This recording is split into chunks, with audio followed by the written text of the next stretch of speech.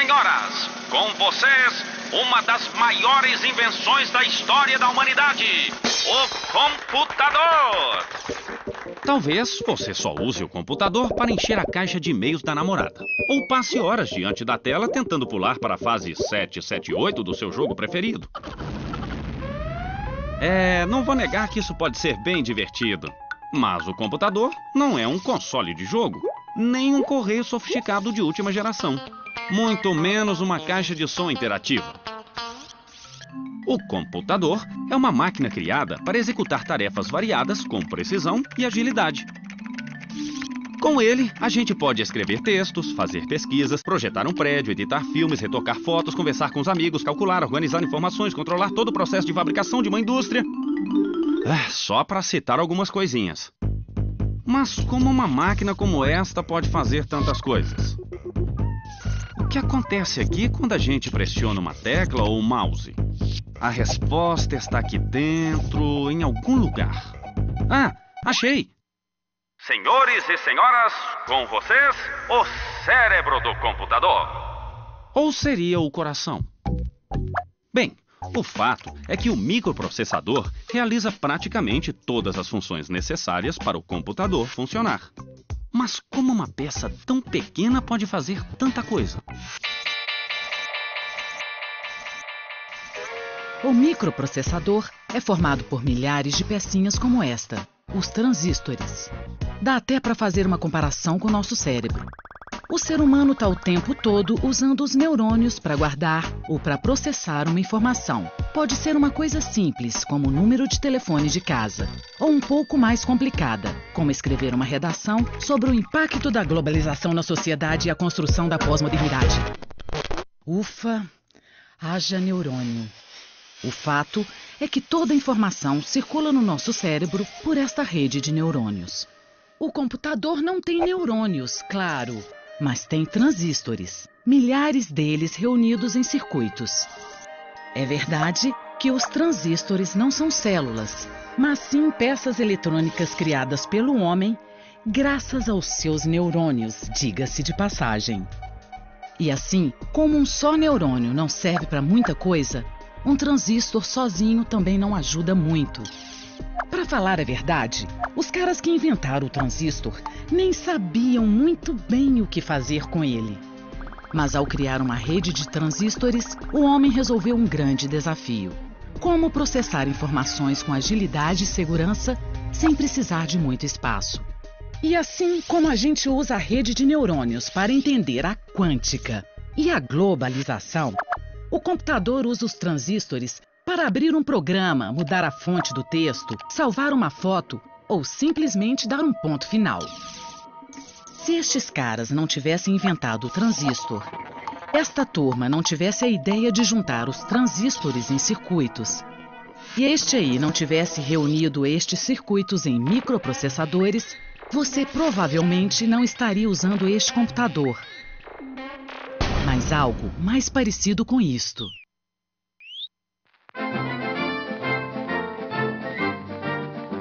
Este computador foi criado antes da invenção do transistor. O Colossus, como ficou conhecido, era enorme e funcionava à base de 1.500 válvulas. Acredite ou não, este trambolho ajudou a vencer os nazistas durante a Segunda Guerra Mundial. Ele foi usado para decifrar as mensagens trocadas pelos inimigos em forma de códigos. Alguns anos depois, o exército americano lançou o primeiro computador digital eletrônico em grande escala. O ENIAC, como ficou conhecido, parecia mais uma central telefônica. Ele era enorme, do tamanho de uma casa de 4 quartos e 2 andares. Naquela época, o ENIAC foi considerado uma evolução e tanto. Mas apesar de todo o tamanho, ele não conseguia fazer mais do que uma simples calculadora de bolso atual. Os operadores tinham que programar o computador manualmente. Ele precisava de muita energia para funcionar. E as 17.000 válvulas queimavam a toda hora. Se você já teve o desejo quase incontrolável de jogar um computador pela janela, pode imaginar o que sentiram estes pobres operadores naquela época. Com a invenção dos transistores, o ENIAC e todos os computadores movidos a válvula viraram peça de museu. Começava uma nova era na evolução dos computadores. Graças ao transistor, foi possível criar um microprocessador. E como o microprocessador é pequeno e consome pouca energia, foi possível construir computadores pessoais. Sem os microprocessadores, os computadores seriam enormes, caros e precisariam de muita energia elétrica para alimentá-los. Mas como uma peça tão simples, uma espécie de chave que pode estar aberta ou fechada, pode ter sido tão importante para a evolução do computador?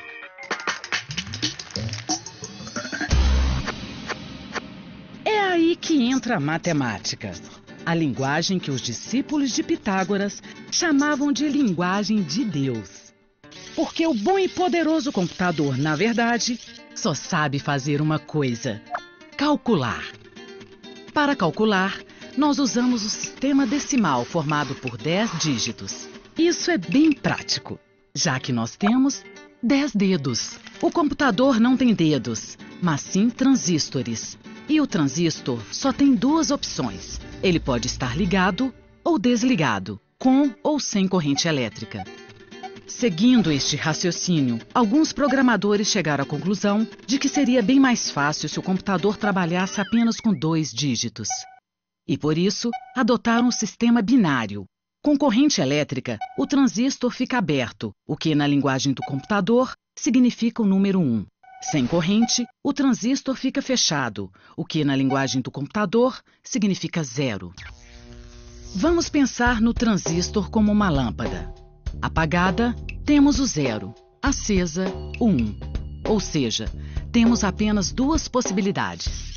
Com 2 lâmpadas, temos 4 situações possíveis: acesa e acesa, acesa e apagada, apagada e acesa, apagada e apagada. Mais uma lâmpada e teremos 8 possibilidades. Como você pode notar, as sequências possíveis dobram cada vez que acrescentamos uma lâmpada. Com 5 lâmpadas, temos 32 estados possíveis. Desta forma, é possível representar do número 0 ao 31. Mas como? Vejamos esta sequência de 5 lâmpadas. Se todas estiverem apagadas, vale 0. Apenas a primeira acesa vale 1. A segunda, 2. A terceira, 4, ou seja, o dobro da anterior. A quinta vale 8 e a sexta vale 16. Se quisermos representar o número 4, basta desligar as outras. Mas e para formar o 12, por exemplo? Basta ligar o que vale 8 e o que vale 4. 8 mais 4 igual a 12. Assim, poderíamos representar outros números apenas acrescentando outras lâmpadas.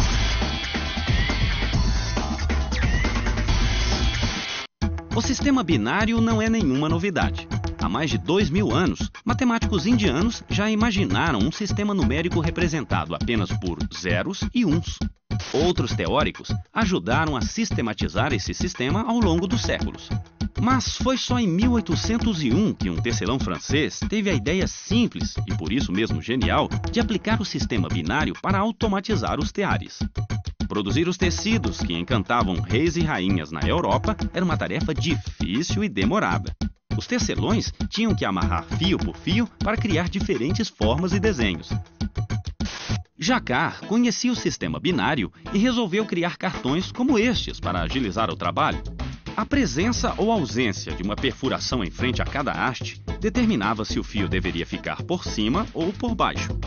Em 1804, Jacquard criou um tear que funcionava totalmente automatizado, permitindo ao tecelão executar padronagens complexas de uma forma quase impossível até o momento. Para mudar o padrão do tecido, tudo que o tecelão precisava fazer era substituir o cartão. A invenção de Jacquard não era um computador, mas, sem querer, acabou se tornando importante na história da informática. Os transistores atuais funcionam na mesma lógica dos cartões perfurados de Jacquard. Assim como os cartões, os transistores têm apenas 2 estados possíveis: ligado ou desligado. No caso dos transistores, cada estado corresponde a um dígito, 0 ou 1, os famosos bits. Tudo no computador é formado por sequências de zeros e uns. Mas espera aí, o computador não é uma máquina de tecer, nem uma calculadora. Eu posso desenhar, escrever.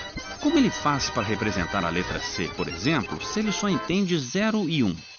A letra C, como todo mundo aprende na escola, é a terceira letra do alfabeto. Ela vem antes do D e logo depois do B e serve para formar um monte de palavras. Mas para o computador, a letra C não existe. Porque para o computador, a letra C é um número formado por sequências de zeros e uns, os bits. E assim como o computador não precisa aprender o alfabeto, o ser humano também não precisa entender o código do computador. Porque o teclado faz esse meio de campo entre nós, seres humanos alfabetizados, e ele, o computador digital. Desta forma, o computador consegue escrever qualquer texto, usando apenas 2 dígitos. Cada 0 e 1 representa um bit. Um bit é a menor unidade da informação. E assim como alguém decidiu que um conjunto de 12 forma uma dúzia, definiu-se que um conjunto de 8 bits seria igual a um byte. E pensar que é possível representar tanta coisa apenas com bytes, ou seja, com sequências de zeros e uns. Essa foto aqui, ela tem 4 megabytes. Isso significa então que ela é formada por milhares de bytes, certo? Os computadores de hoje podem processar uma quantidade cada vez maior de bytes. Mas o primeiro computador digital, lançado em 1953, não chegava nem perto disso. Se a gente pudesse voltar no tempo e falasse para esse pessoal aí que um dia eles iam poder ter um computador em casa ou no trabalho para fazer um monte de coisa diferente, eles provavelmente iam achar que era uma pegadinha. Porque até os anos 70, os computadores pessoais não existiam. Os computadores ainda eram grandes e caros, ficavam guardados em salas especiais e poucas pessoas sabiam o que fazer com eles. Eram os mainframes, que não tinham nada a ver com nossos computadores atuais. Até que começaram a aparecer os primeiros computadores pessoais. Surgia aí uma nova geração de computadores. Tá certo que no começo eles pareciam mais um painel de avião, talvez. Estes aí não tinham nem monitor e se comunicavam com as pessoas através de luzes. Com o tempo, os computadores evoluíram. Ficaram mais práticos, mais ágeis, menores, diminuíram tanto que hoje cabem no bolso. Mas esta história ainda não acabou. Está em plena evolução e a próxima geração, bem, isso a gente vai ter que esperar para ver.